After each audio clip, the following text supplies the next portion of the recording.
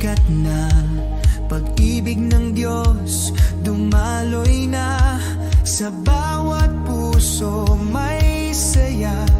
Si Kristo'y ating pag-asa, ang